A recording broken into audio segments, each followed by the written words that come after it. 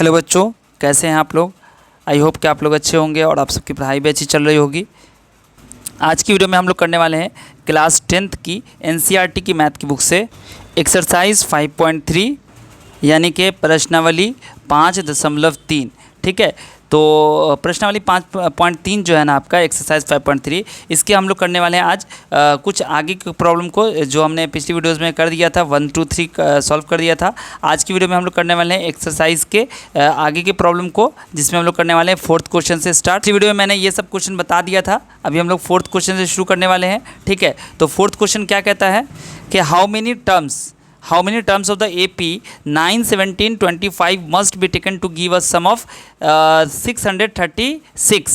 इसका मतलब क्या हो गया कि 636 योग प्राप्त करने के लिए, यानी कि 636 अगर आप चाहते हो कि सम हो तो AP, ये जो AP दिया गया है कि कितने पद लेने चाहिए, मतलब ये AP आपका दिया गया है। ठीक है, ये AP आपका दिया गया है, कह रहा है कि कितने हाउ मेनी टर्म्स, इस AP का कितना टर्म लिया जाए ताकि आपको सम जो है ना 636 आए। तो क्वेश्चन समझ में आ गया कि आपको यहाँ पर n निकालना है। सम आपको दे दिया है, SN आपको दिया हुआ है और आप यहाँ से A और D प्राप्त कर ही सकते हैं। ठीक है, तो चलिए सॉल्व करते हैं इस क्वेश्चन को।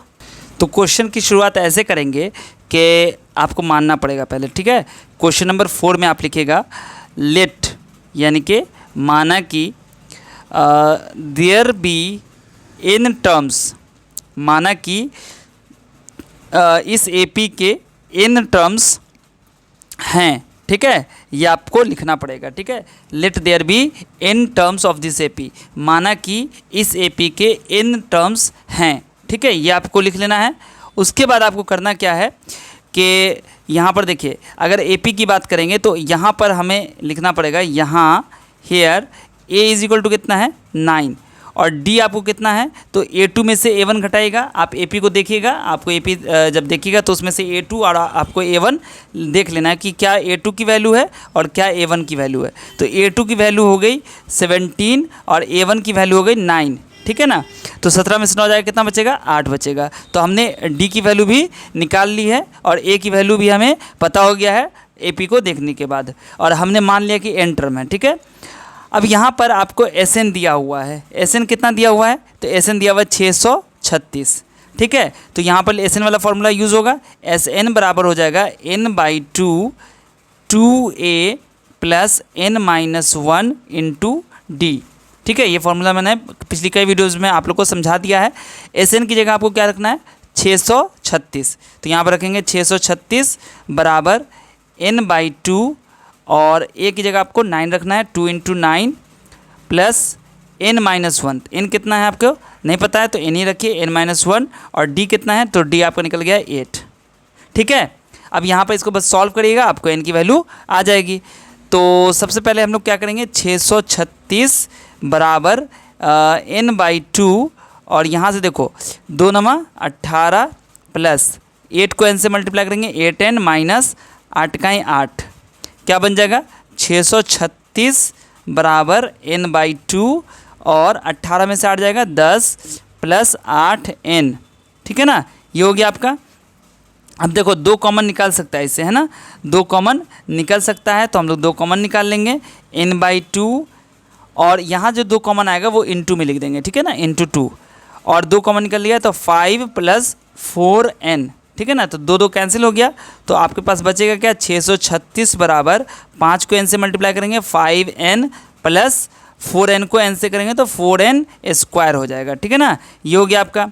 अब आपको करना क्या है, इस 636 को उधर लेके जाइए, तो यहाँ क्या रह जाएगा 0 और इधर क्या बन जाएगा 4n स्क्वायर पहले लिखिए, उसके बाद 5n प्लस में, और ये जो आपका गया तो ये 636 हो जाएगा बराबर 0। हमने ऐसा क्यों किया, क्योंकि हमें जो एक्सपोनेंट है ना उसके डिक्रीजिंग ऑर्डर में लिखना सही रहता है। ठीक है, तो 4n square plus 5n minus 636 बराबर 0, ये हो गया आपका। अब ये आपका क्वाड्रेटिक इक्वेशन बन गया, द्विघात समीकरण बन गया। इसको सॉल्व कीजिए, तो 4n स्क्वायर, देखो यहाँ पर है -636, तो -636 को 4 से गुना कीजिए, 4 से गुना कीजिएगा तो कितना हो जाएगा 6 चौका 24, 4 तिया 12 14, 6 25, यानी कि 2500 2544 आएगा। ठीक है, अब आपको करना क्या, ऐसे दो नंबर को ढूंढना है जिसको जोड़ने पर 5 आ जाए और गुना करने पर 2544 आए। तो वो नंबर है 48 और 53। तो हम लोग लिखेंगे +53n -48n।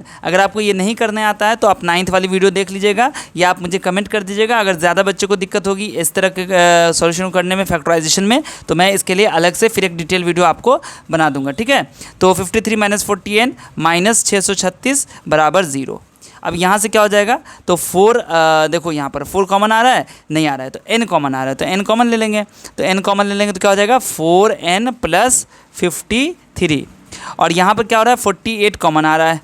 48 कॉमन आ रहा है, नहीं 48 नहीं आ रहा है, 48 12 कॉमन हो जाएगा। ठीक है, आप अगर दिक्कत हो तो इस दोनों का सिर्फ निकाल लेना। ठीक है, आपको पता चल जाएगा कौन कॉमन आ रहा है। तो यहाँ पर से हम 12 कॉमन ले लेंगे। ठीक है, क्या लेंगे 12 कॉमन ले लेंगे, तो क्या होगा 4n + 53 = 0। अब देखो इस दोनों में तो एक चीज़ कॉमन आ गया 4n + 53। ठीक है ना, तो क्या बन जाएगा n - 12 = 0। अब दो यहाँ पर ग्रुप आ गया आपको, है ना, दो फैक्टर आ गए, तो इसको कभी 0 के बराबर करना है और कभी इसको 0 के बराबर करना है। तो यहाँ पर लिखेंगे व्हेन, जब 4n + 53 = 0, तो क्या हो जाएगा 4n बराबर हो जाएगा -53 और n बराबर कितना हो गया -53/4। तो ये तो आपको हो नहीं सकता है, तो लिख देंगे n कैन नॉट बी, क्या हो सकता है, निगेटिव नहीं हो सकता है, निगेटिव नहीं हो सकता है ना, ऋणात्मक नहीं हो सकता है, nor n can not be negative nor fractional, ना तो आपका जो है निगेटिव हो सकता है, ऋणात्मक हो सकता है, ना तो भिन्नात्मक संख्या हो सकती है। ठीक है, तो ये लिख देना है। तो अब यहाँ पर आ गया n - 12, n - 12 = 0 करना है। अगर यहाँ पर लिखेंगे व्हेन n - 12 = 0, तो n बराबर क्या हो जाएगा -12 इधर जाएगा तो +12, यानी कि n आपका कितना आ गया 12। ये आपका आंसर हो गया। ठीक है, क्योंकि n जो है ना कभी भी निगेटिव नहीं ले सकते हम, तो दो वैल्यू n की आ रही थी, तो एक वैल्यू आपकी 12 और एक वैल्यू आपकी माइनस में आ रही थी, तो इसको रिजेक्ट कर देंगे। तो n की वैल्यू आपको लिखना है 12, यानी कि 12 अगर टर्म लिया जाए तो आपका सम 636 हो जाएगा। ठीक है, इसके बाद जो अगला क्वेश्चन आपका है वो है the first term of an AP is 5, the last term is 45 and the sum is 400, find the number of terms and the common difference. यानी कि यहाँ पर आपका जो हिंदी में क्वेश्चन हो जाएगा, किसी AP का प्रथम पद 5, अंतिम पद 45 और योग 400 है, पदों की संख्या और सार्व अंतर ज्ञात कीजिए। AP का पहला पद यानी कि फर्स्ट टर्म, लास्ट टर्म और योग दे दिया है, आपको निकालना क्या है नंबर ऑफ टर्म और कॉमन डिफरेंस यानी कि D निकालना है। तो क्वेश्चन बहुत ही आसान है, आपको बस करना क्या होगा, यहाँ पर देखो आपको निकालना क्या है नंबर ऑफ टर्म्स यानी कि पदों की संख्या और कॉमन डिफरेंस यानी कि D निकालना है। ठीक है, तो चलिए सॉल्व करते हैं इसको। तो यहाँ पर आपको A दिया हुआ है, क्वेश्चन नंबर 5 में आपको A की वैल्यू मिल गई है, A की वैल्यू है 5 और L की वैल्यू यानी कि जो आपका अंतिम पद है लास्ट टर्म है उसी को हम लोग L कहते हैं। ठीक है, L से डिनोट करते हैं। तो ये आपका है 45 और SN बराबर आपका है 400, यानी कि जो आपका योग था ना AP का वो दिया हुआ है 400। ठीक है ना, अब आपको करना क्या है यहाँ पर, तो आपको निकालना है यहाँ पर नंबर ऑफ़ टर्म्स निकालना है, यानी कि n बराबर क्या होगा वो निकालना है और आपको D निकालना है। ठीक है, तो चलिए इसको कैसे सॉल्व करेंगे, चूँकि यहाँ पर L दिया हुआ है ना तो हम लोग SN वाला फॉर्मूला लगाएंगे। ठीक है, कौन सा, जिसमें L आता है ना, n/2 A + L। तो SN का फॉर्मूला है, तो SN की जगह आपको 400 लिख देना है और n की जगह आपको क्या लिखना है, तो n तो आपको मालूम ही नहीं है तो n/2 कर दीजिए और A आपको मालूम है 5 कर दीजिए और L आपको पता है 45 कर दीजिए। ठीक है, तो ये क्या बन जाएगा 400 बराबर n/2 × 45 और 5 हो जाएगा 50, कट जाएगा ना तो 25 आ जाएगा, यानी कि n × 25 बराबर 400 हो गया। तो n बराबर क्या हो जाएगा 25 इधर डिवाइड में आ जाएगा 400/25, जब इसको काटोगे तो कितना आएगा 16। तो यानी कि n की वैल्यू कितनी आ गई, n की वैल्यू आ गई 16। ठीक है ना, तो n तो आपको पता चल गया कि 16 है।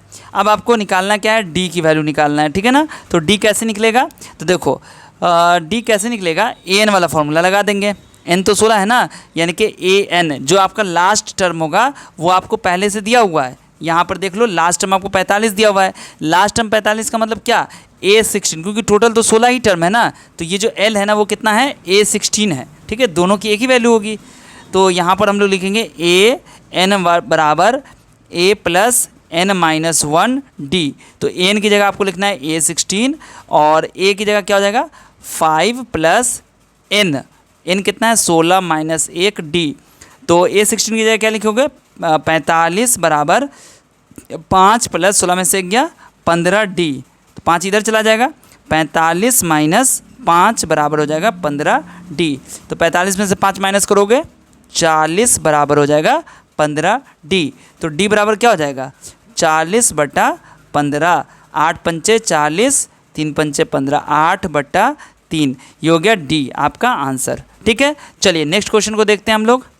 देखो यहाँ पर जो छठा क्वेश्चन है, the first and the last term of an A P are 17 and 350 respectively. If the common difference is 9, how many terms are there and what is their sum. देखो हिंदी में क्वेश्चन भी लिखा हुआ है आपका, ठीक है, मैं इसको हिंदी में भी समझा दूंगा। ठीक है, बस मैं यहाँ पर हिंदी वाली बुक आपको नहीं दिखाऊंगा अभी। देखो the first and the last term, यानी कि किसी ए पी का प्रथम, पहला और लास्ट मतलब अंतिम पद दिया हुआ है। कितना है, तो पहला टर्म आपका 17 है और लास्ट टर्म आपका 350 है। यहाँ पर रिस्पेक्टिवली लिखा हुआ है, मतलब क्रमशः, क्रम से, है ना, यानी कि ऑर्डर जैसे फर्स्ट पहले आया हुआ है तो फर्स्ट आपका ये हो गया, लास्ट बाद में आया है तो लास्ट आपका ये हो गया। If the common difference is 9, अगर सार्व अंतर 9 है, कॉमन डिफरेंस मतलब डी आपका 9 है। हाउ मेनी टर्म्स, तो कितने टर्म्स, कितने पद आर देयर, कितने टोटल पद हो गए उस एपी में, एंड व्हाट इज़ देयर सम, और उसका सम भी आपको निकालना है, कितने उसके, कितना उसका योग होगा। ठीक है, तो चलिए सॉल्व करते हैं इसको। सबसे पहले हम लोग लिख लेते हैं कि हम लोग को क्या क्या पता है, ताकि उसका यूज़ हम लोग सही से कर पाएँ। तो क्वेश्चन नंबर 6, क्वेश्चन नंबर 6 में आपको ए दिया हुआ है 17, पहला टर्म आपको 17 दिया हुआ है, और एल आपके पास है जो कि लास्ट टर्म है वो दिया हुआ है 350। ठीक है, और आपको डी भी दे दिया है, सार्व अंतर 9 है ना, कॉमन डिफरेंस आपका 9 है। और आपको निकालना क्या है, तो निकालने के लिए आपको दे रहा था कि कितने टर्म्स हैं इसमें, यानी कि एन निकालना है आपको और एस एन निकालना है आपको। ठीक है, तो चलिए सबसे पहले यहाँ पर देखिए ए दिया हुआ है, तो हम लोग यहाँ पर एल वाला जो फॉर्मूला है ना इसको यूज़ करते हैं। देखो एल क्या है आपका, ये आपका लास्ट टर्म तो है, लेकिन ए एन भी तो यही होगी ना, तो ए एन वाला फॉर्मूला यूज़ करो। ए एन बराबर क्या हो जाएगा, ए प्लस N-1 डी। अब ए एन की जगह हम रखते हैं 350। ठीक है, और ए आपका कितना हो गया 17 प्लस N-1, तो N-1 और डी कितना है, तो डी ही लिख देंगे, सॉरी 9 है ना, डी तो दिया हुआ है 9, ये 9 हो गया। ठीक है, तो कितना बन जाएगा, 17 इधर आ जाएगा, 350 माइनस 17 बराबर कितना हो जाएगा N-1 इंटू 9। तो 350 में 17 माइनस करेंगे कितना होगा 333, और ये हो जाएगा N-1 इंटू 9। तो 9 आपका डिवाइड में आ जाएगा, है ना, 9 आपका डिवाइड में हो जाएगा।